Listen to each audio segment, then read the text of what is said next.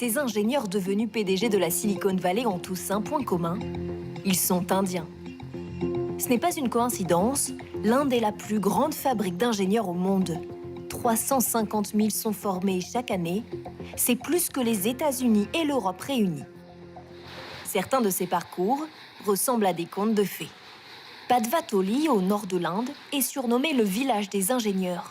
Chaque maison en abrite au moins un, c'est une obsession.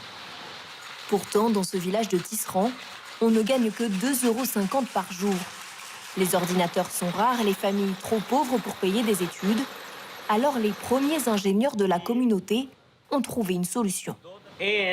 On s'est dit, on va leur donner des cours. Nous voulions que les enfants puissent intégrer les instituts indiens de technologie, les meilleures écoles, comme nous. Et les taux de réussite sont meilleurs que dans les établissements privés. Pour Suraj, 18 ans, devenir ingénieur, c'est le seul moyen d'échapper à sa destinée de tisserand. Dans notre village, les gens sont très pauvres. Personne n'est riche ici.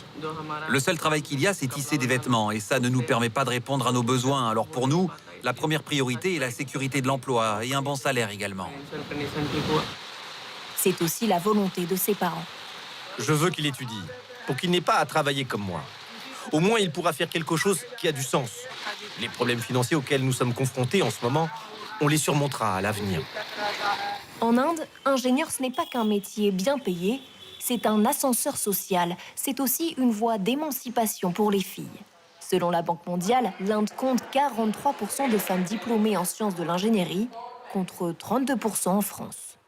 Ça change beaucoup de choses. Si vous devenez ingénieur, soudain la société vous respecte. Un phénomène calculé. En effet, le pays a beaucoup misé sur ces formations. Il possède le plus grand nombre d'écoles d'ingénieurs au monde.